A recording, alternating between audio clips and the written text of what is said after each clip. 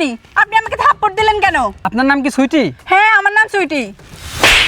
আরে আপনি আমাকে আবারও মারলেন। আপনার বয়ফ্রেন্ডের নাম কি মুশফিক? হ্যাঁ, আমার বয়ফ্রেন্ডের নাম মুশফিক। কিন্তু আমি একটা কথা কিছুতেই বুঝতেছি না, আপনি কে আর আপনি আমাকে মারতেছেন কেন? ও আচ্ছা। আরে আপনি আবারও আমাকে মারলেন, আমি কিছুই বুঝতেছি না, আমার দোষটা কি বলেন? আচ্ছা, আপনার বয়ফ্রেন্ডের সাথে আপনার রিলেশন কি 5 বছরের? হ্যাঁ, আমার বয়ফ্রেন্ডের সাথে আমার রিলেশন 5 বছরের। কিন্তু আপনি কে? আরে আপনার সমস্যাটা কি? আমাকে এভাবে মারতেছেন কেন বলবেন প্লিজ? আচ্ছা, আপনি কি তিতুমির কলেজে পড়েন? হ্যাঁ, আমি তিতুমির কলেজেই পড়ি। কিন্তু আমার দোষটা কি একবার বলেন? ভাই, আমার আর মাইরেন না। আপনার কোনো দোষ নাই, এটা আপনার জন্য একটা গিফট ছিল। গিফট? কিসের গিফট? আর আপনি কে? আসলে ম্যাম, আমি তো একজন ডেলিভারি ম্যান, আর আপনার বয়ফ্রেন্ড বলেছে এই থাপ্পড়গুলো আপনাকে দিতে। কি? আপনি কি পাগল হয়েছেন? আমার বয়ফ্রেন্ড আমাকে থাপ্পড় দেওয়ার জন্য আপনাকে পাঠিয়েছে।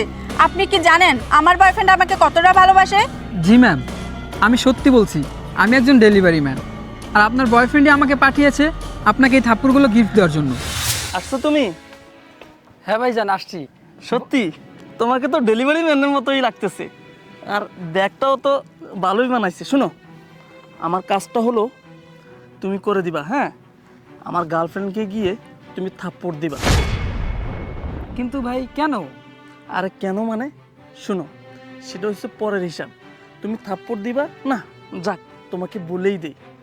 বিষয়টা হলো, আমার গার্লফ্রেন্ডের সাথে সম্পর্ক হলো 5 বছরের। এই 5 বছরের সম্পর্কে আমি ওকে অনেক কিছু দিয়েছি, কিন্তু ও আমার সাথে বেইমানি করেছে।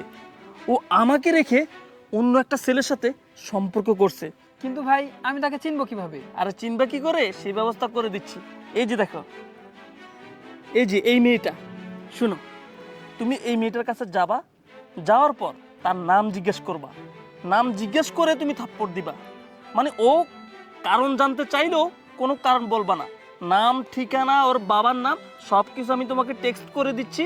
তুমি সেই অনুযায়ী তাকে সব জিজ্ঞেস করবা আর মারবা। আর লাস্ট পর্যায়ে তাকে বলবা যে আপনার বয়ফ্রেন্ডই আপনাকে মারার জন্য আমাকে ফাটাইছে, আমি একজন ডেলিভারি ম্যান।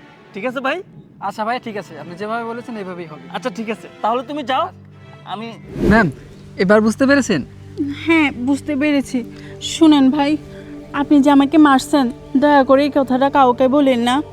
আর না না ম্যাম, কি বলেন, এটা তো আমার জব, আমি কাউকে কিচ্ছু বলবো না। আচ্ছা ম্যাম, আমি এখন আসি, আপনি ভালো থাকবেন। আচ্ছা।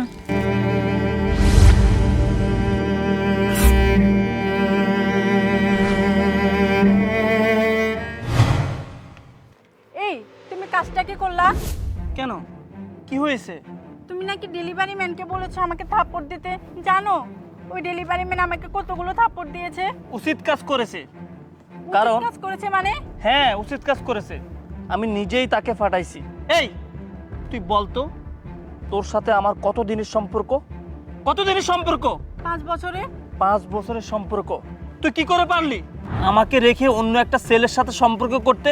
এই বল, এই 5 বছরে আমি তোকে কিনা দিয়েছি তোকে। দেখো, তুমি ভুল ভাবতেছো, আমি অন্য কোনো ছেলের সাথে সম্পর্কে জড়াইনি। চুপ চুপ কর, আর একটিও মিথ্যা কথা বলার চেষ্টা করবি না। তুই কি ভাবছস আমি কিছু জানবো না?